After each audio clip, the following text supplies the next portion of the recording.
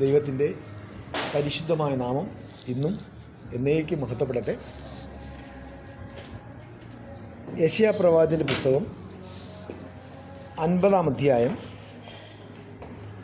10-ാമത്തെ വാക്യം. നിങ്ങളിൽ യഹോവയെ ഭയപ്പെടുകയും അവൻ്റെ ദാസൻ്റെ വാക്കുകേട്ടനുസരിക്കുകയും ചെയ്യുന്നവൻ ആര്? വെളിച്ചമില്ലാതെ അന്ധകാരത്തിൽ നടന്നാലും അവൻ യഹോവയുടെ നാമത്തിൽ ആശ്രയിച്ച് തൻ്റെ ദൈവത്തിൻ്റെ മേൽ ചാരിക്കൊള്ളട്ടെ. നമ്മളെല്ലാവരും ഒരു ദിവസം രക്ഷിക്കപ്പെട്ടു, അല്ലെങ്കിൽ കർത്താവിനോടുകൂടിയുള്ള യാത്ര, ക്രിസ്തീയ ജീവിതം ആരംഭിച്ചു. ഇതൊരു നടപ്പാണ്, കർത്താവിനോടുകൂടിയുള്ള നടപ്പ്. അനുഭവങ്ങളും വെളിപ്പാടുകളും ഒക്കെ ഈ യാത്രയിൽ ഉണ്ട്. വ്യത്യസ്തമായ വഴികളിലൂടെ, വ്യത്യസ്തമായ അനുഭവങ്ങളിലൂടെയാണ് ദൈവം നമ്മെ നടത്തുന്നത്. ഒരു വ്യക്തി രക്ഷിക്കപ്പെട്ട് ദൈവഭാഗത്തേക്ക് വരുമ്പോൾ അവൻ ഒരു നയാഗ്ര വെള്ളച്ചാട്ടം കാണുന്ന ഒരു ബാലനെ പോലെയാണ്. അതിശയത്തോടുകൂടെ, അത്ഭുതത്തോടുകൂടെ, അനുഭൂതിയോടുകൂടെ അവൻ അവിടെ നിൽക്കുകയാണ്. അപ്പോൾ ക്രിസ്തീയ ജീവിതം നമ്മുടെ ജീവിതത്തിൽ നമ്മൾ ആരംഭിച്ചു കഴിഞ്ഞപ്പോൾ പല പല അനുഭവങ്ങളുണ്ട്. സാധാരണ ഇതിന് പറയാറുണ്ട് സ്പിരിച്വൽ ഹണിമൂൺ ഡേയ്സ്. വലിയ സന്തോഷമാണ്. ഒരുപക്ഷെ പ്രാർത്ഥിച്ചാൽ എല്ലാം അപ്പോൾ തന്നെ കിട്ടും. വലിയ സന്തോഷം. എല്ലാവരോടും ഓടി നടന്ന് സുവിശേഷം പറയുന്നു. ഞാൻ രക്ഷിക്കപ്പെട്ട സമയത്ത് ഞങ്ങളുടെ വീട്ടിലേക്ക് പോകുന്ന വഴിയിൽ ഒരു മുസ്ലിമിൻ്റെ കടയുണ്ട്. അപ്പം ഞാൻ അങ്ങോട്ട് പോകുമ്പോൾ ട്രാക്ട് കൊടുക്കും, ഇങ്ങോട്ട് വരുമ്പോൾ ട്രാക്ട് കൊടുക്കും. അദ്ദേഹം അത് വാങ്ങിക്കും. ഒരു ദിവസം ഞാൻ ട്രാക്ട് കൊടുക്കാൻ ചെന്നപ്പോൾ അദ്ദേഹം ഒരു കെട്ട് ട്രാക്ട് എടുത്തത് തിരിച്ചെടുത്ത് പറഞ്ഞു, ബിജു ഇതൊന്നും ഞാൻ വായിച്ചില്ല, പിന്നെ ബിജു തന്നുകൊണ്ട് ഞാൻ വാങ്ങിച്ചു വെച്ചതേ ഉള്ളൂ.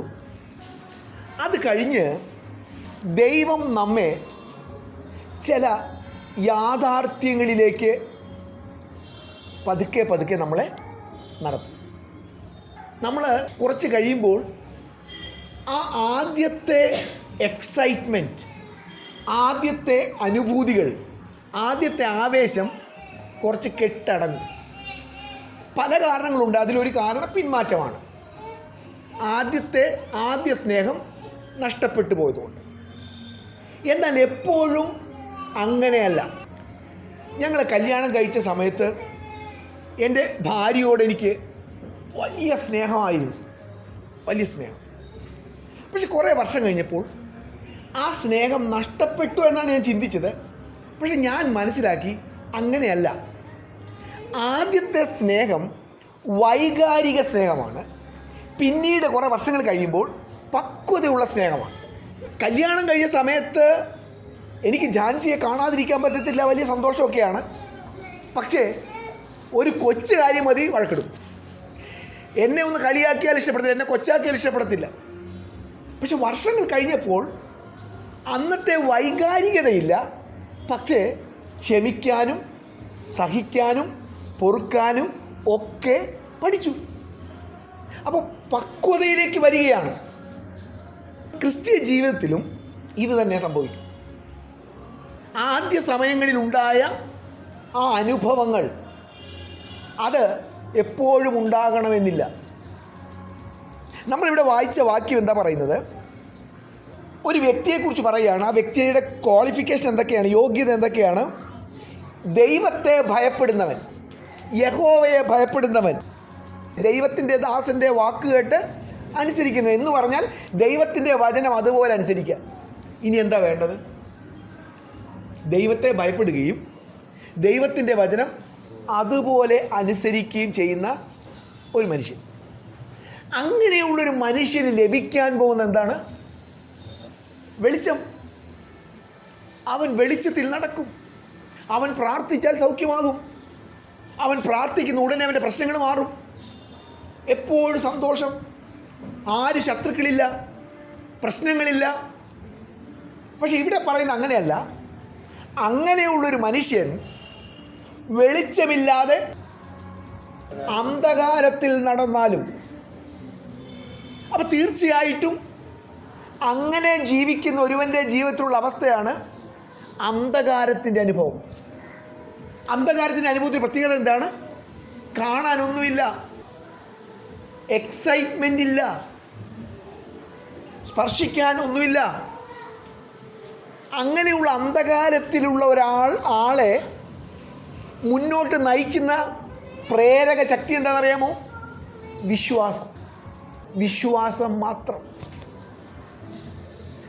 ആത്മീക പക്വതയുടെ മറ്റൊരു തലത്തിലേക്ക് ദൈവം നടത്തുകയാണ്. എല്ലാവരും നമ്മളെ സ്നേഹിച്ചാൽ നമുക്കെല്ലാവരും സ്നേഹിക്കാൻ എളുപ്പമാണ്.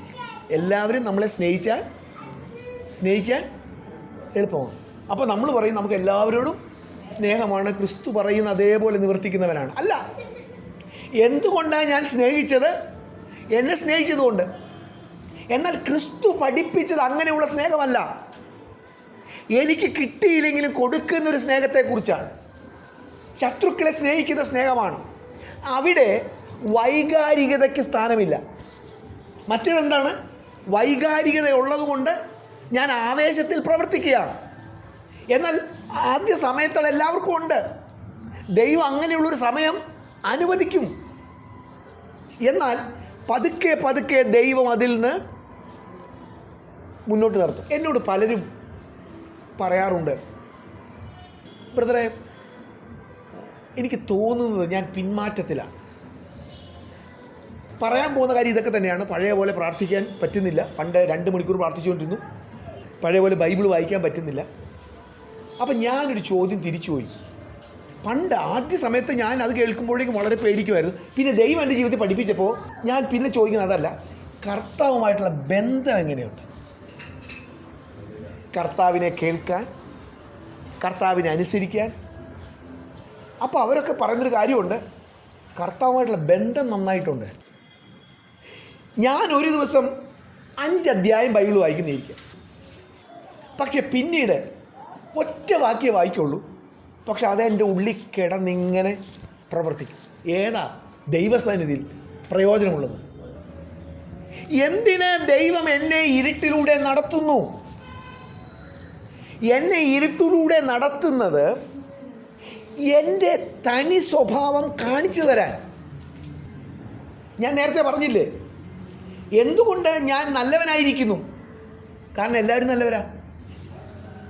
പക്ഷെ അതല്ല ക്രിസ്ത്യ ജീവിതത്തിലുള്ള നല്ലത്. എല്ലാവരും മോശമായിരിക്കുന്നതിനിടയിൽ നല്ലവരായിരിക്കുക.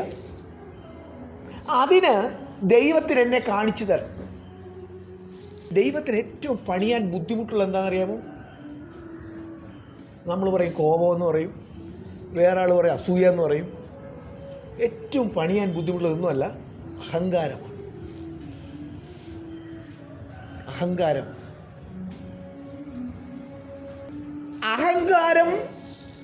നമ്മളെ കാണിച്ചു തരണം.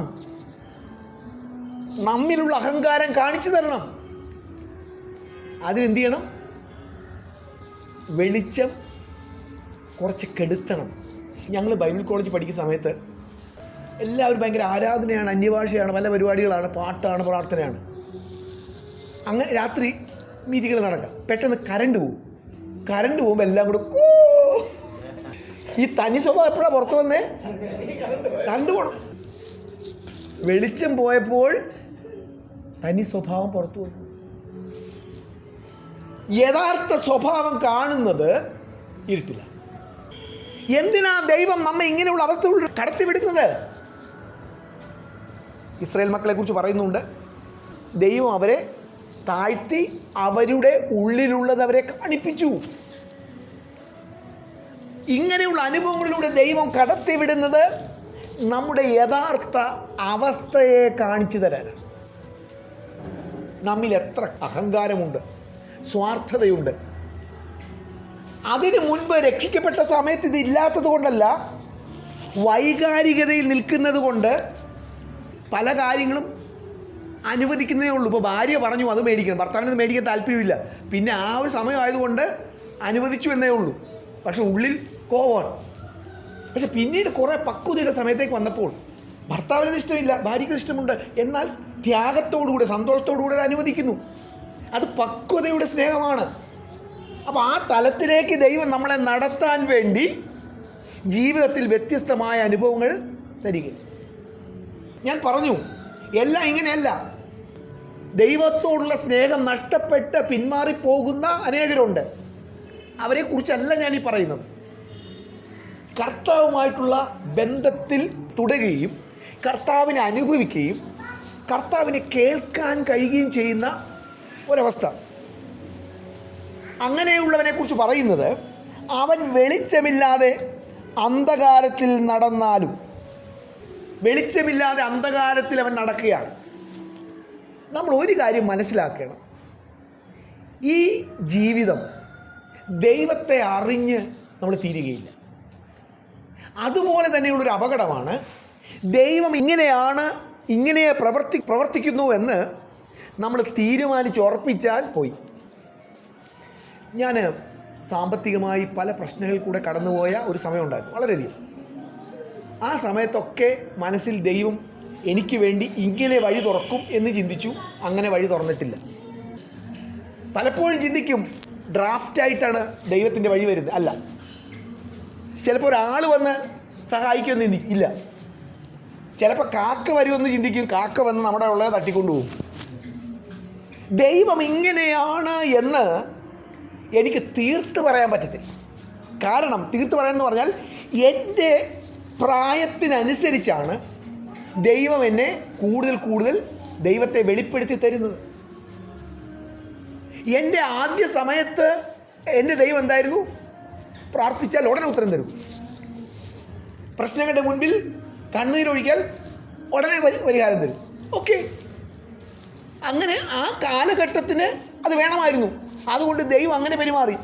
പക്ഷെ പിന്നീട് വന്നപ്പോൾ പ്രാർത്ഥനയ്ക്കൊന്നും ഉത്തരവില്ല. അവിടെ പറയുന്നത്, അങ്ങനെയുള്ളവൻ പിന്നെ എന്ത് ചെയ്യണം?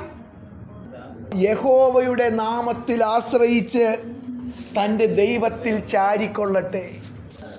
ഇരുട്ടിലൂടെ നടക്കുന്ന സമയത്ത് ഒന്നും കാണാനില്ല, ഒന്നും കേൾക്കാനില്ല, വൈകാരികതകളില്ല, പ്രാർത്ഥിക്കുമ്പോഴുണ്ടാകുന്ന വലിയ സന്തോഷമൊന്നുമില്ല. ദൈവത്തിന് ഇങ്ങനെ പ്രവർത്തിക്കാൻ പറ്റുമെന്നില്ല. നമ്മുടെ ദൈവത്തെ നമ്മുടെ അറിവിൽ ഒതുക്കാൻ പറ്റത്തില്ല. ദൈവത്തെ അറിഞ്ഞ് നമ്മൾ തീരുന്നില്ല. ദൈവം സർവജ്ഞാനി, ദൈവം സർവശക്തൻ, ദൈവം എൻ്റെ ബുദ്ധിക്ക് അതീതൻ. ആ ദൈവത്തിനനുസരിച്ച് ഞാൻ മാറുകയാണ്. അതാണ് വിശ്വാസം. ദൈവത്തിൽ വിശ്വസിച്ച് യഹോവയുടെ മേൽ ചാരിക്കൊള്ളട്ടെ. പുറപ്പാട് പുസ്തകം 20-ാം അധ്യായം 21-ാമത്തെ വാക്യം. അങ്ങനെ ജനം ദൂരത്തു നിന്നു, മോശയോ ദൈവം ഇരുന്ന ഇരുളിന് അടുത്തു ചെന്നു. ദൈവം ആരാണ്? വെളിച്ചം. ദൈവം ചെല്ലുന്നിടത്തൊക്കെ എന്തുണ്ട്? വെളിച്ചം. പക്ഷേ അങ്ങനെയല്ലല്ലോ ബൈബിൾ പറഞ്ഞത്. ഒന്നുകൂടി വായിച്ചേ. അങ്ങനെ ജനം ദൂരത്തു നിന്നു, മോശയോ ദൈവം ഇരുന്ന ഇരുളിന് അടുത്തു ചെന്നു. ബൈബിളിലാണ് പറയുന്നത്, ദൈവം ഇരുന്നിരുന്ന ഇരുളിൻ്റെ അടുത്തേക്ക് ചെന്നു. നമുക്കത് ഇഷ്ടമല്ല. നമുക്കെന്ത് ഇഷ്ടം? വെളിച്ചത്തിൽ നടക്കാൻ, വെളിച്ചമായ ദൈവത്തിൻ്റെ അടുക്കിലേക്ക് ചെല്ലാൻ. തീർച്ചയായും ദൈവം വെളിച്ചമാണ്. വെളിച്ചത്തിലേക്ക് നമ്മളെ നടത്തും. പ്രത്യേകിച്ചും രക്ഷിക്കപ്പെട്ട സമയങ്ങളിൽ വെളിച്ചം തന്നെയാണ്. പക്ഷെ പതുക്കെ ദൈവത്തിൻ്റെ ഇരുള്, ദൈവം ഇരുളാണോ വെളിച്ചമാണോ എന്നതൊന്നും മോശം വിഷയമല്ല. ദൈവം എവിടെ ഉണ്ടെന്നുള്ളതാണ് വിഷയം. ദൈവം വെളിച്ചത്തിലാണെങ്കിൽ മോശ വെളിച്ചത്തിൽ പോവും. ദൈവം ഇരുളിലാണെങ്കിൽ ഇരുളിലിരിക്കുന്ന ഒരു ദൈവം. നമ്മുടെ ജീവിതത്തിലെ വ്യത്യസ്തമായ അനുഭവങ്ങളെയാണ് നമ്മൾ കാണുന്നത്.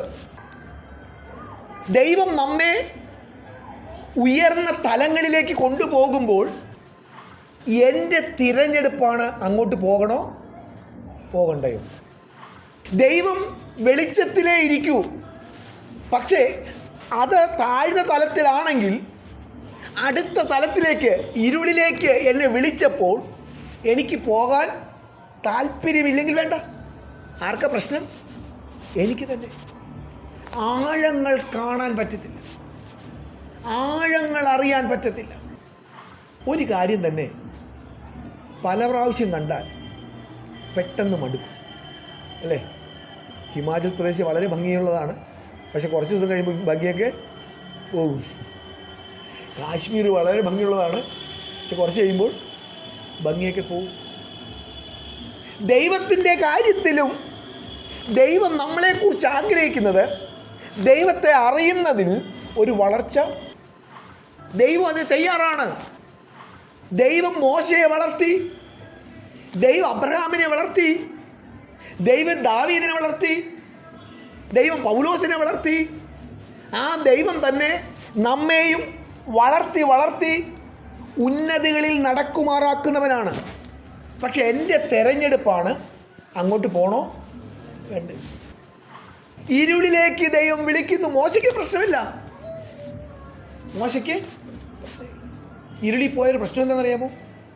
സാധാരണ പ്രസംഗകർ പ്രസംഗിക്കാൻ നിൽക്കുമ്പോൾ പ്രാർത്ഥിക്കുകയോ പറയുകയോ ചെയ്തൊരു വാക്കുണ്ട്, കർത്താവേ കുരിശിൻ്റെ മറവിൽ എന്നെ മറച്ചു നിർത്തണേ. ഓക്കെ, അപ്പോൾ അത് കേട്ടിട്ട് ഒരാൾ പ്രസംഗിക്കാൻ നിൽക്കുകയാണ്. അപ്പോൾ ഒരാൾ പാവം പോയി ഒരു വലിയ ആന കുരിശ് കൊണ്ടുവന്ന് ഇയാളുടെ മുമ്പിൽ വെച്ചു. അപ്പോൾ ജനങ്ങൾക്ക് ഇയാളെ കാണാൻ പറ്റുന്നില്ല. ഇയാൾക്ക് ഇഷ്ടപ്പെടുമോ? സൂം മീറ്റിങ്ങിൽ പ്രസംഗിക്കുന്ന ആളുടെ വീഡിയോ ഓഫ് ചെയ്താൽ അയാൾക്ക് ഇഷ്ടപ്പെടുമെന്ന് എനിക്കറിയില്ല. കാണണം, ശ്രദ്ധിക്കണം, എല്ലാവരുടെയും കാര്യമല്ല. അങ്ങനെ ഉണ്ടെങ്കിൽ കുരിശുകൊണ്ട് മുമ്പിൽ വെച്ചാൽ ഇരുളിൻ്റെ പ്രശ്നം എന്താ? കാണിക്കാൻ പറ്റത്തില്ല. കാണാൻ പറ്റത്തില്ലെന്ന് മാത്രമല്ല, കാണിക്കാനും പറ്റത്തില്ല. ആര് കാണാനും? ഇപ്പോൾ ഇവിടെ മൊത്തം നമ്മുടെ കേരളം മൊത്തം ഇരുട്ടായി.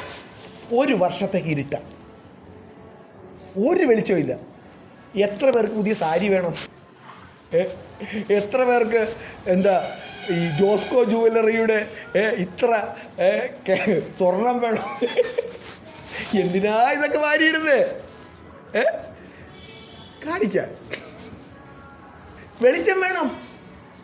വെളിച്ചമില്ലെങ്കിൽ എക്സൈറ്റ്മെൻ്റ് ഇല്ല, ആവേശമില്ല, കാണിക്കാനൊന്നുമില്ല. പക്ഷേ മോശ ഭക്തനാണ്. അവന് വെളിച്ചം പ്രശ്നമല്ല. വെളിച്ചം നിൽക്കും. ഇരുളിലേക്ക് വിളിച്ചാൽ ഒന്നും കാണിക്കണ്ട. ദൈവം ഇരുളിലാണോ? മോശ ഇരുളിലേക്ക് എത്ര ദിവസം? ഒന്നും തിന്നുമില്ല, ഒന്നും കുടിച്ചു. 40 ദിവസം. മോശയ്ക്ക് വിഷയം ക്രിസ്തുവാണ്. അതാ പൗലോസ് പറയുന്നത്, ക്രൂശിക്കപ്പെട്ട ക്രിസ്തുവിനെ അല്ലാതെ വേറൊന്നും അറിയാത്തവനായി നിങ്ങളുടെ ഇടയിലായിരിക്കാൻ ഞാൻ. മോശ അത് തന്നെയാണ്. ക്രിസ്തു ഇരുളിലാണെങ്കിൽ ഇരുള്, വെളിച്ചത്തിലാണെങ്കിൽ വെളിച്ചം. ദൈവം എന്നെ കടത്തിവിടുന്ന അനുഭവങ്ങളൊക്കെ എല്ലാം നന്മയ്ക്കാണ്. ദൈവം അതിലൂടെ നമ്മെ പണിയുന്നു, ദൈവം നമ്മെ കാണിക്കുന്നു. പലതും പഠിപ്പിക്കാൻ. നമ്മൾ വായിച്ചത് യഹോവയെ ഭയപ്പെടുകയും അവൻ്റെ ദാസൻ്റെ വാക്ക് കേട്ട് അനുസരിക്കുകയും ചെയ്യുന്നവൻ ആര്? അവൻ വെളിച്ചമില്ലാതെ ഇരുളിൽ നടന്നാലും നടക്കും. പൗലോസിനെ കുറിച്ച് വായിക്കുന്ന ഇങ്ങനെയാണ്, സുവിശേഷ നിമിത്തം അറസ്റ്റ് ചെയ്യപ്പെട്ടു. പൗലോസിനെ കൊണ്ടുപോവുക. വായിക്കുന്നത് അനേക ദിവസങ്ങൾ ഭക്ഷണമില്ലാതെ അവർ എന്ത് സംഭവിക്കുമെന്നറിയാതെ ആയിരുന്നു. ഞങ്ങൾ കുറച്ച് പേര് ചേർന്ന് കഴിഞ്ഞ ആഴ്ച തിരുനെൽവേലിക്കടുത്ത് ഡോണാവൂർ എന്ന് പറയുന്നൊരു ഗ്രാമമുണ്ട്. വേറൊരു ഗ്രാമമാണ്, പക്ഷെ ആ ഗ്രാമം ലോക സുവിശേഷ സ്നേഹികളുടെ മുൻപിൽ അറിയപ്പെടുന്നത് എമീക്ക മൈക്കിൾ എന്ന് പറയുന്ന ഒരു സ്ത്രീയുടെ ശുശ്രൂഷയുടെ ബന്ധത്തിലാണ്. ഏകദേശം 100 വർഷങ്ങൾക്ക് മുൻപ് അവർ ഇന്ത്യയിലേക്ക് വന്നു. അനേക വ്യക്തികളെ ക്രിസ്തുവിലേക്ക് നയിക്കാൻ ഉപയോഗിച്ച ഒരു സഹോദരിയാണ് എമീക്ക മൈക്കിൾ. അവരുടെ ബയോഗ്രഫി എല്ലാം കിട്ടും. അപ്പോൾ ഞങ്ങൾ അവിടെ പോയി ഇവരുടെ അനുഭവങ്ങളൊക്കെ കേൾക്കുകയും, ഇവരെക്കുറിച്ചുള്ള അനുഭവങ്ങളൊക്കെ കേൾക്കുകയും, 100 വർഷം മുമ്പാണ് അവർ മരിച്ചുപോയി, അതൊക്കെ കാണുകയൊക്കെ ചെയ്തു. അപ്പോൾ അവിടെ ഞങ്ങളോട് ഇവരുടെ ചരിത്രം പറഞ്ഞു തന്ന ആ ഒരു സഹോദരി 75 വയസ്സുണ്ട്. സൈക്കിൾ ചവിട്ടിയാണ് വന്നത് ഞങ്ങളെ സ്വീകരിക്കാൻ. നല്ല ചുറുചുറുക്ക്. ഞാനൊരു 60 വയസ്സേ പ്രതീക്ഷിച്ചുള്ളൂ. 60 വയസ്സ് താഴെ, അത്ര ചുറുചുറുക്ക്. ആ സഹോദരിക്ക് 6 മാസം പ്രായമുള്ളപ്പോൾ ഒരു ഓർഫനായിട്ട് ഈ എമീക്ക മൈക്കിളിൻ്റെ അവിടെ വന്നതാണ്. ഇപ്പോൾ 75 വയസ്സായി. അപ്പോൾ ആ സഹോദരി പറഞ്ഞ ഒരു കാര്യം, ഈ എമീക്ക മൈക്കിൾ ഇങ്ങനെയുള്ള സ്ത്രീകളുടെ ഇടയിലൊക്കെ പ്രവർത്തിച്ചുകൊണ്ടിരിക്കുക. അനേക ഓർഫനായ സഹോദരന്മാരെയൊക്കെ തൻ്റെ കൂടെ നിർത്തി ഇങ്ങനെ പഠിപ്പിക്കുകയൊക്കെ ചെയ്തുകൊണ്ടിരിക്കുക. കുറേ വർഷം കഴിഞ്ഞിട്ട് അവർക്കൊരു ആക്സിഡൻ്റ് ഉണ്ടായി. 20 വർഷമാണ് അവർ കിടക്കയിലായത്. കർത്താവിന് വേണ്ടി ഇത്രയും ദൂരെ യാത്ര ചെയ്ത് വന്നു, കർത്താവിൻ്റെ വേല ചെയ്യാൻ വേണ്ടി വന്നു. കാലൊടിഞ്ഞിട്ട്, അന്നത്തെ കാലത്ത് ഇന്നത്തെ പോലെയുള്ള ട്രീറ്റ്മെൻറ്റ് കാര്യങ്ങളില്ല. എന്നിട്ട് 20 വർഷം അവർ കിടക്കയിൽ. അങ്ങനെ കിടക്കയിൽ കിടന്നുകൊണ്ടിരിക്കുന്ന സമയത്ത് വീണ്ടും ഒരു പ്രാവശ്യം കൂടി വീണ് പിന്നെയും പ്രയാസമുണ്ടായി. ദൈവം നമ്മെ കടത്തിവിടുന്ന വഴികളെല്ലാം നമുക്ക് മനസ്സിലാകണമെന്നില്ല. എന്തുകൊണ്ട് ഇരുട്ട്? നമ്മൾ ചിന്തിക്കുന്നത് വെളിച്ചം മാത്രമേ ഉള്ളൂ. ഈ എമീക്ക മൈക്കിൾ 20 വർഷം ആ കിടക്കയിലായിരുന്നല്ലോ. 30-ൽ പുസ്തകമാണ് അവർ എഴുതിയത്. ഇന്നും ആ പുസ്തകം അനേകരുടെ ജീവിതത്തെ ചലഞ്ച് ചെയ്യുന്നു. എന്തുകൊണ്ട് ദൈവം ആ സ്ത്രീയെ 20 വർഷം രോഗക്കിടയിൽ കിടത്തി? ഉത്തരം തലമുറകൾ പറയും. ഞങ്ങൾ ഒരു പുസ്തകം വാങ്ങിച്ചു, അവരുടെ ബയോഗ്രഫി വാങ്ങിച്ചു. അത് പക്ഷെ അവരെഴുതിയല്ല, വേറെ ആരോ എഴുതിയാണ്. പക്ഷെ അവരെഴുതിയ 30-ലധികം പുസ്തകങ്ങൾ. അപ്പോൾ വെളിച്ചം മാത്രമല്ല ഇരുള്. പക്ഷെ ഇരുളിലൂടെ കടത്തി വിടുമ്പോൾ അവൻ എന്ത് ചെയ്യണം? യഹോവയിൽ ചാരണം, യഹോവയിൽ വിശ്വസിക്കണം. ദൈവവുമായിട്ടുള്ള കമ്മ്യൂണിക്കേഷൻ നമുക്കത് മനസ്സിലാകും. എൻ്റെ ജീവിതത്തിൽ വളരെ എക്സൈറ്റ്മെൻറ്റ് ഉണ്ടായ അനേക വർഷങ്ങളുണ്ടായി. പ്രശ്നങ്ങളൊന്നുമില്ല. പിന്നെ ദൈവം ഈ പറഞ്ഞതുപോലെയുള്ള വളരെ കഠിനമായ സമയങ്ങളിൽ, ഞാൻ പറഞ്ഞ രോഗമോ മറ്റ് പ്രശ്നങ്ങളോ അല്ല, പഴയതുപോലെ പ്രാർത്ഥിക്കാൻ കഴിയാത്ത, പഴയതുപോലെ ബൈബിൾ വായിക്കാൻ കഴിയാത്ത അവസ്ഥ. പക്ഷെ ആ സമയത്താണ് ദൈവം എന്നെ ഏറ്റവും കൂടുതൽ എൻ്റെ അഹങ്കാരം കാണിച്ചത്. അതുവരെ ഞാൻ കണ്ടില്ല. എന്താ കാണാത്തത്? ഞാൻ 3-ാം സ്വർഗത്തിൽ നിൽക്കുകയാണല്ലോ. 3-ാം സ്വർഗത്തിൽ നിന്നപ്പോൾ അവിടെ യേശു, ദൂതന്മാരപ്പോൾ കോപിക്കേണ്ട പ്രശ്നമില്ല. ഞാൻ എല്ലാവരുടെ പ്രകാശം എന്നിലേക്ക് വീഴുന്നു. എന്നെക്കുറിച്ച് ആൾക്കാർ പറയുന്നു, ദൈവം വലിച്ച് എന്നെ കൊണ്ട് ഭൂമിയിൽ നിർത്തി. ദൈവം എന്നെ കാണിക്കാൻ തുടങ്ങി. അപ്പോഴാണ് കുറച്ചുകൂടി താഴ്മയുള്ളവനായി ഞാൻ മാറിയത്. എന്താ പറയുന്നത്? ഇങ്ങനെയുള്ളൊരു പ്രത്യേക അനുഭവം ഞാൻ പറഞ്ഞല്ലോ. പാപം ചെയ്തിട്ട് നമ്മുടെ ജീവിതത്തിൽ സംഭവിക്കുന്ന പിന്മാറ്റാവസ്ഥയെക്കുറിച്ചല്ല ഞാനീ പറഞ്ഞു വരുന്നത്. ഹൃദയം കഠിനപ്പെട്ടിട്ടുണ്ടാകുന്ന പിന്മാറ്റാവസ്ഥയെക്കുറിച്ചല്ല ഞാനീ പറഞ്ഞു വരുന്നത്. ഒരു കാരണവുമില്ല.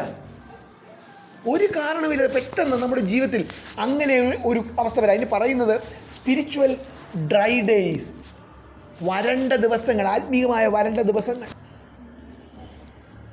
അങ്ങനെ ജീവിതത്തിൽ ഉണ്ടാകുന്ന സമയത്ത് കാണുന്നില്ലെങ്കിലും കേൾക്കുന്നില്ലെങ്കിലും ദൈവത്തിൽ നമ്മൾ വിശ്വസിക്കും. ദൈവം നമ്മെ അതിൽ നിന്ന് പുറത്തു കൊണ്ടുവരുന്ന ദിവസങ്ങളുണ്ട്. നോഹ പെട്ടകത്തിലായിരുന്നു. സ്വന്തമായി തനിക്ക് പെട്ടകത്തിൻ്റെ വാതിൽ തുറക്കാനോ പുറത്തിറങ്ങാനോ കഴിയാത്ത അവസ്ഥയിൽ ദൈവമാണ് പെട്ടകത്തിൻ്റെ വാതിൽ അടച്ചതെങ്കിൽ ദൈവം തന്നെ വാതിൽ തുറക്കണം. ദൈവം തന്നെ മഴയെ ശമിപ്പിക്കണം. ദൈവം തന്നെ ഈ പെട്ടകത്തെ ഭൂമിയിലെ ഒരു പ്രതലത്തിൽ ഉറപ്പിക്കണം. അപ്പോൾ നോഹ പുറത്തിറങ്ങി. പ്രിയ ദൈവമക്കളെ, നമ്മുടെ ജീവിതത്തിൽ നമ്മൾ കടന്നു പോകുന്ന അങ്ങനെയുള്ള കാലയളവുകളിൽ നമ്മൾ നിരാശപ്പെട്ടു പോകരുത്.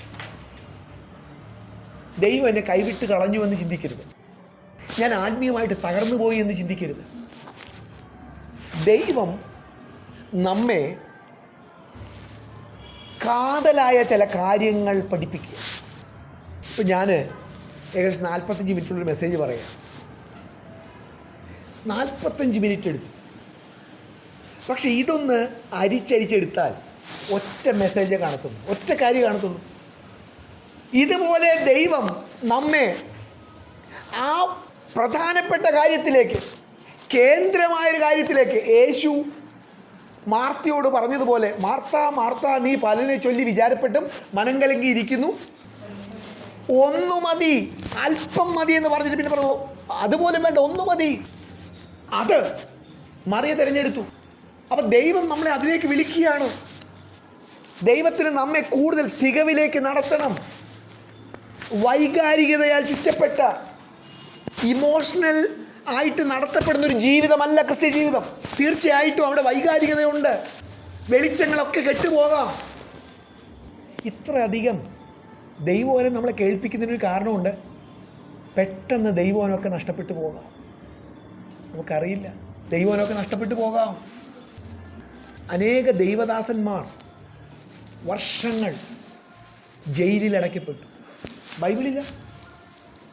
ബൈബിളില്ല. വാച്ച്മാൻ നീ എന്ന് പറയുന്ന ഭക്തനായ ഒരു മനുഷ്യൻ ഏകദേശം 20 വർഷമാണ് അദ്ദേഹത്തെ ജയിലിലടച്ചത്. ബൈബിളൊന്നുമില്ല.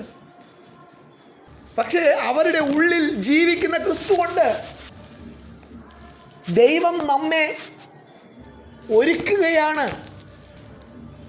നമ്മുടെ ജീവിതത്തിൽ എപ്പോഴും നമ്മൾ പ്രതീക്ഷിക്കുന്ന പോലെ കാര്യങ്ങളാകണമെന്ന് ചിന്തിക്കരുത്.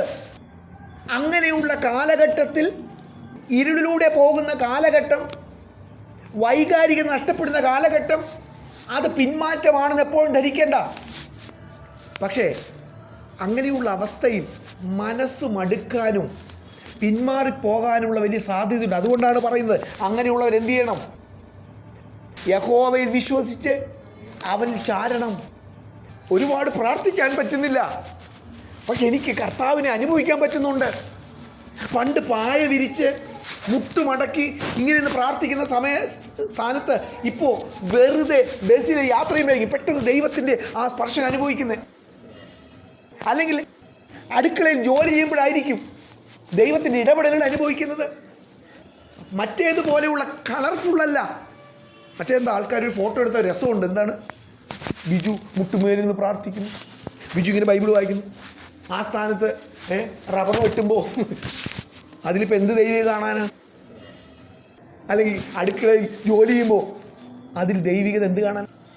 നമ്മുടെ ദൈവം നല്ലവനും വലിയവനും വാക്ക് പറഞ്ഞാൽ മാറാത്തവനും വിളിച്ചിറക്കിയിട്ട് വഴിയിൽ കൈവിടുന്നവനാൽ, എന്നാൽ വിളിച്ചിറക്കിയ കാലത്ത് ഉണ്ടായ സന്തോഷമെന്ന് ചിന്തിക്കുന്ന കാര്യങ്ങൾ, ആത്മീയമെന്ന് ചിന്തിച്ച കാര്യങ്ങൾ പലതും പിന്നീടുള്ള യാത്രയിൽ ഉണ്ടാകണമെന്നില്ല. എന്നാൽ അത് പിന്മാറ്റമാണ് എന്ന് നമ്മൾ എപ്പോഴും ചിന്തിക്കരുത്. ദൈവം കടത്തിക്കൊണ്ടുപോകുന്ന ഇരുളിൻ്റെ പാതകളാണ്. മോശയെ ദൈവം വിളിച്ചത് ഇരുളിലേക്കാണ്. 40 ദിവസം ദൈവം ഇരുന്ന ഇരുളിൽ മോശയായിരുന്നു. എന്നാൽ മോശയെക്കുറിച്ച് നമ്മൾ വായിക്കുന്നത്, മോശ പർവ്വതത്തിൽ നിന്ന് ഇറങ്ങി വരുമ്പോൾ അവൻ്റെ മുഖത്തെ പ്രകാശം കണ്ടിട്ട് ആളുകൾ അവരുടെ മുഖം മറച്ചു. നോക്കാൻ പറ്റുന്നില്ല. നമുക്ക് നമ്മുടെ ജീവിതത്തെ ഒന്നുകൂടെ സമർപ്പിക്കാം. ദൈവമേ, അങ്ങേക്ക് ഇഷ്ടമുള്ള വഴിയിലൂടെ അങ്ങ് നടത്തിക്കൊള്ളുക. അങ്ങേക്ക് ഇഷ്ടമുള്ളതുപോലെ ചെയ്തു കൊള്ളുക. നമ്മുടെ ജീവിതത്തെ കൂടുതൽ നമുക്ക് ഏൽപ്പിച്ചു കൊടുക്കുക. ദൈവം എന്നെ കടത്തിവിടാൻ ആഗ്രഹിക്കുന്ന പാതകൾ ഏതു തന്നെ ആയിക്കൊള്ളട്ടെ കർത്താവേ. എനിക്കറിയാം അത് തിന്മയ്ക്കല്ല, നന്മയ്ക്കുള്ളതാണ്. എന്നെക്കുറിച്ചുള്ള അങ്ങയുടെ വിചാരങ്ങൾ നന്മയ്ക്കുള്ളതാണ്. അങ്ങെപ്പോഴും അങ്ങേക്ക് വേണ്ടി ലാഭമുണ്ടാക്കുന്നവരാണെന്ന് ഞങ്ങൾക്കറിയാം. വലിയവനായ ദൈവമേ, ഈ വലിയവനായ ദൈവം ഞങ്ങളെ വിളിച്ച് അങ്ങയുടെ പുറകെ വരുവാനുള്ള അനുവാദം തന്നല്ലോ. ഞങ്ങൾ നടക്കുന്ന ഈ നടപ്പ് ഏറ്റവും മനോഹരവും ഏറ്റവും ശ്രേഷ്ഠമാണപ്പാ. ഞങ്ങൾ ഈ ലോകത്തിൻ്റെ പുറകെയോ ലോകത്തിൻ്റെ ആശയങ്ങളുടെ പുറകെയോ ഒരു പാർട്ടി നേതാവിൻ്റെ പുറകെയോ അല്ല ഞങ്ങൾ നടക്കുന്നത്. ഈ പ്രപഞ്ചത്തെ മുഴുവൻ സൃഷ്ടിച്ച സർവജ്ഞാനിയും സർവശക്തനുമായ നീതിമാനായ അങ്ങയുടെ പുറകെയാണപ്പം. ഈ നടത്തത്തിൽ പല പല വഴികളുണ്ടപ്പ. ഞങ്ങൾ അറിഞ്ഞിട്ടില്ലാത്ത വഴികളിലൂടെ ഒക്കെ കടന്നു പോകേണ്ടി വരും കർത്താവേ. അവിടെയൊക്കെ ഞങ്ങളുടെ വിശ്വാസം ബലപ്പെടട്ടെ. യഹോവയിൽ ഞങ്ങൾ ചാരട്ടെ. ഇതിനൊക്കെ ദൈവം ഉദ്ദേശിക്കുന്ന ഒരു സമാപ്തി ഉണ്ടെന്ന് വിശ്വസിക്കട്ടെ കർത്താവ് എല്ലാവരെയും അങ്ങ് ബലപ്പെടുത്തണം. അങ്ങയുടെ നാമം മഹത്വപ്പെടട്ടെ. യേശുവിൻ നാമത്തിലെ പിതാവേ.